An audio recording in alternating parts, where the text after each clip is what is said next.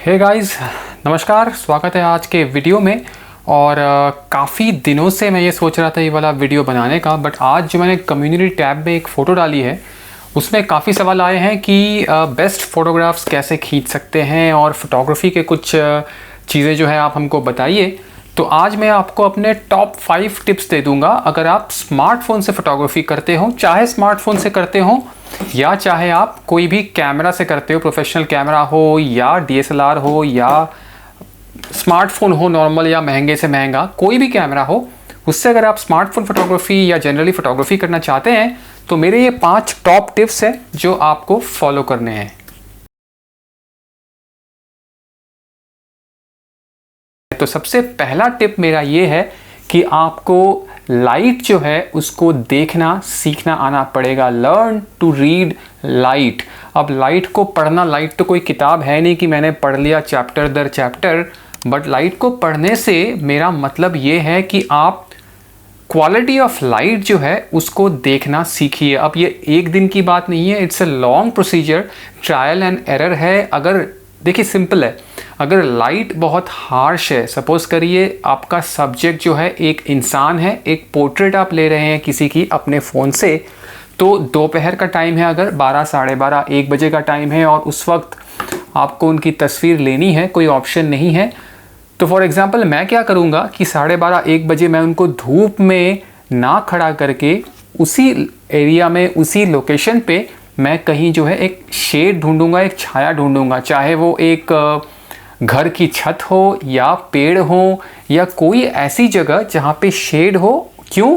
क्योंकि सनलाइट जब आपके सब्जेक्ट में डायरेक्ट पड़ेगी 12:30, 1 बजे, 12:30, 1 बजे क्या होता है, सन होता है टॉप, जिसको हम फोटोग्राफी के रूल में टॉप सन कहते हैं। तो टॉप सन जब होता है तो शैडो जो है आपके हर जगह पड़ेगी, आँखों में, नाक में और पूरे फेस में जो है अजीब तरीके की एक शैडो होती है, जिसकी वजह से आपका इमेज जो है ख़राब हो जाएगा और उस इमेज में वो विजुअली वो इतनी प्लीजिंग नहीं होगी। अब यही चीज़ को मैं अगर शाम को लूँ, फॉर एग्ज़ाम्पल 5:30, 6 बजे, जब मेरा सन जो है एक एंगल में होता है और लाइट जो है एक एंगल से आती है, उस एंगल की वजह से एक एंगल से मेरे शक्ल में पड़ेगी वो लाइट, और कोई अगर स्मार्टफोन से मेरी फ़ोटो ले रहा है तो उस एंगल की वजह से काफ़ी प्लीजिंग जो है मेरी फेस लगेगी। ऑल्दो कैसा है फेस वो मैटर नहीं करता, but generally talking in photography sense, light की वजह से आपका जो सब्जेक्ट का फेस है, क्योंकि यहाँ हम पोर्ट्रेट की बात कर रहे हैं तो मैं पोर्ट्रेट के तरीके से ही आपको समझा रहा हूँ कि शाम के वक्त या तो एकदम अर्ली मॉर्निंग जब सनराइज हुआ होता है, वो लाइट जो है, देख रहे हैं आप गैप देख रहे हैं, सनराइज सनसेट, ये जो 2 टाइम है, ये जो 2 वक्त है आपके पास, ये बेस्ट वक्त है आपको फोटोग्राफी करने का। और ये सिर्फ पोर्ट्रेट की बात नहीं है, कोई भी सब्जेक्ट है। मेरे पास एक सिंपल सब्जेक्ट के, मुझे ये कैमरा जो है मेरा, ये एक फिल्म कैमरा है, बहुत पुराना याशिका। इस वाले फिल्म कैमरा की सपोज कर लीजिए मुझे फ़ोटो लेनी है, कुछ प्रोडक्ट शॉट्स लेने हैं अपने फ़ोन से, ठीक है। तो मैं कब लूँगा? मैं सुबह नहीं लूँगा दोपहर को, मैं या तो अर्ली मॉर्निंग लूँगा या तो लेट इवनिंग। अगर मुझे बाहर लेना है, अगर मुझे स्टूडियो में लेना है, लाइट मेरे कंट्रोल में है, तब तो कोई बात नहीं है, बट अगर मुझे बाहर नेचुरल लाइट में लेना है फ़ोटो तो मैं सुबह लूँगा, अर्ली मॉर्निंग 8, साढ़े 8 बजे तक लाइट जो है ठीक रहती है गर्मियों के दिन में। सर्दियों के दिन में आप 9, साढ़े 9 बजे तक भी खींच सकते हैं, बिकॉज सर्दियों के दिन में लाइट जो है जनरली डिफरेंट होती है, बेहतर होती है एज़ कम्पेयर टू समर्स। और शाम के वक्त 4:30, साढ़े 5 बजे के आसपास आप शुरू करें, 6:30, 7 बजे तक जब लाइट होती है गर्मियों के दिनों में, आप आराम से अच्छी फ़ोटोज़ ले सकते हैं। बट ध्यान रखिएगा, दोपहर को आपको फ़ोटोज़ नहीं खींचनी है। अगर खींचनी ज़रूरी है, आपको लगता है कि और कोई टाइम मेरे पास नहीं है, कोई पार्टी में गए हैं, कोई इवेंट पे गए हैं या दोस्तों के साथ आप बाहर हैं, फ़ोटो खींचनी है दोपहर को, तो कोशिश कीजिए कि सनलाइट जो है वो डायरेक्ट आपके सब्जेक्ट के फेस में ना पड़े। ऐसी जगह खींचिए जहाँ पे थोड़ा सा शेड हो या सन को आप अवॉइड कर सके। तो ये मेरा मतलब है ओवरऑल लाइट को पढ़ना सीखने से। दूसरी चीज़ ये है कि आपको अपना एक्सपोजर और लॉक, ऑटो फोकस जो लॉक करते हैं, वो आपको अच्छे तरीके से करना है। अब एक्सपोजर लॉक से मेरा मतलब ये है कि आपको एक बार दिखती है फ़ोटो में, जब आप कैमरा ऐप ऑन करते हो तो आपको एक एक्सपोजर बार दिखता है। अगर वो राइट साइड में आप लेके जाओगे या ऊपर लेके जाओगे तो आपको ओवर एक्सपोज हो जाएगी इमेज, और अगर नीचे की तरफ लेके आओगे या लेफ्ट की तरफ लेके जाओगे, डिपेंड करता है कौन सा फ़ोन आप यूज़ करते हो, तो वो अंडर एक्सपोज हो जाएगी। अंडर एक्सपोज से मतलब ये है कि वो फ़ोटो डार्क हो जाएगी। ओवर एक्सपोज से मेरा मतलब ये है कि वो फ़ोटो ब्राइट हो जाएगी। Over, under, it's simple English to understand. अब मैं जनरली जब शूट करता हूँ मैं थोड़ा सा अंडर एक्सपोज शूट करता हूँ, बिकॉज मुझे लगता है कि अंडर एक्सपोज फ़ोटो, ज़्यादा नहीं, थोड़ा सा अंडर एक्सपोज फ़ोटो एडिटिंग जब आप करते हो तो उसमें फ़ायदा करती है जब आप ब्राइटनेस वगैरह बढ़ाते हो। साथ साथ मैंने ये भी कहा कि ऑटो एक्सपोजर और ऑटो फोकस लॉक। अब ऑटो फोकस लॉक कैसे करना है दोस्तों, आजकल तो अपडेट के बाद UI 3.1 के बाद आपको बस टैप करके रखना है अपने सब्जेक्ट में और आपका ऑटो फोकस जो है इजीली लॉक हो जाएगा। ऑटो फोकस लॉक ज़रूरी इसलिए है कि अगर आप कोई स्टिल लाइफ, कोई स्टिल सब्जेक्ट शूट कर रहे हैं, ऑटो फोकस मैंने लॉक कर दिया, उसके बाद फोकस जो है मेरा मूव नहीं होगा। It will make sure that my image stage in focus. अगर आपकी इमेज फोकस में नहीं है तो कितनी भी खूबसूरत इमेज हो, मेरे लिए एज अ व्यूअर कोई मतलब नहीं है उस इमेज का, बिकॉज मुझे वो इमेज समझ में ही नहीं आएगी अगर वो इमेज में सब्जेक्ट जो है मेरा वो फोकस में नहीं है। तो ऑटो एक्सपोजर लॉक और ऑटो फोकस लॉक, ये दोनों चीज़ें आपको ध्यान में रखनी है इससे पहले कि आप कोई भी पिक्चर लें।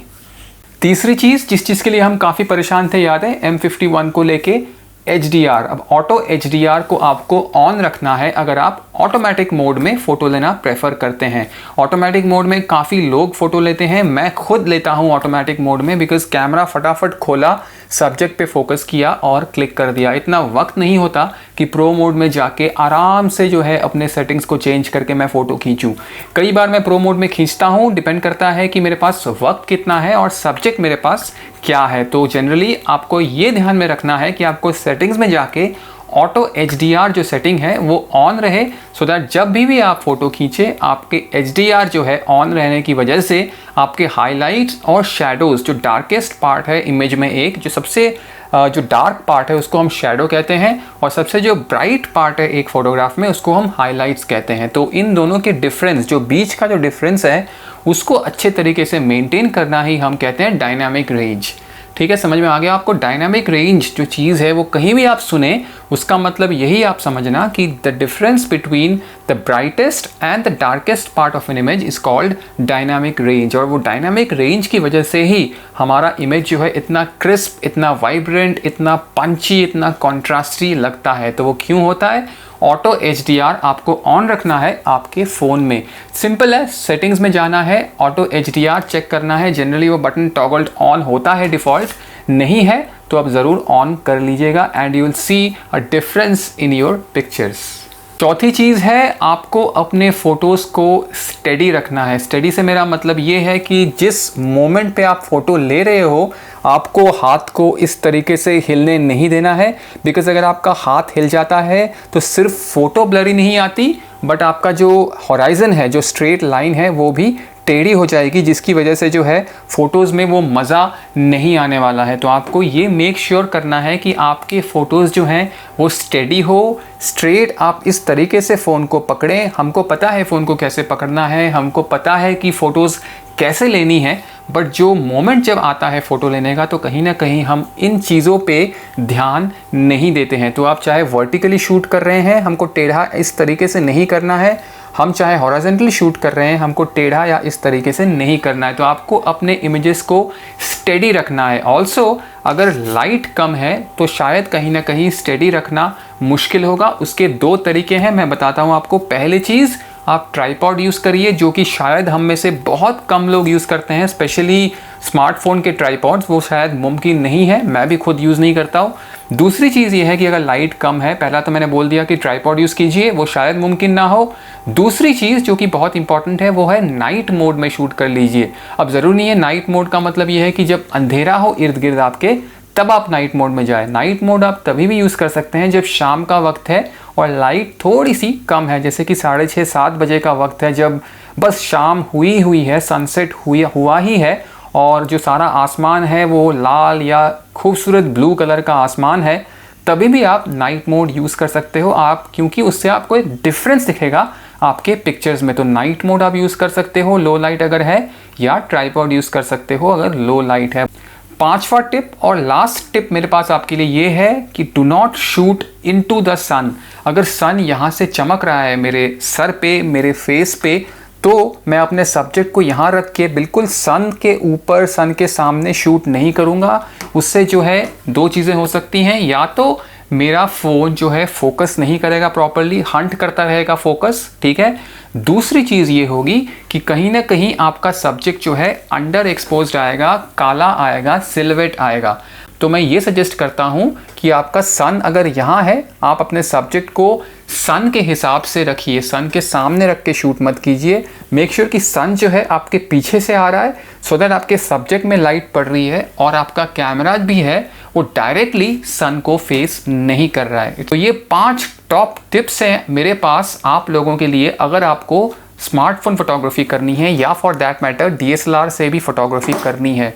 तो M30s, M31s फ़ोन कोई फ़र्क नहीं पड़ता।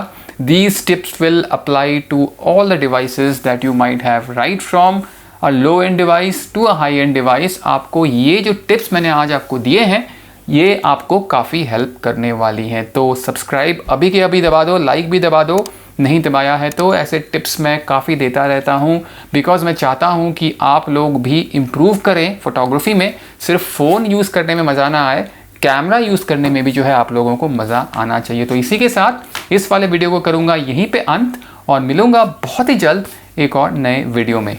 नमस्कार दोस्तों।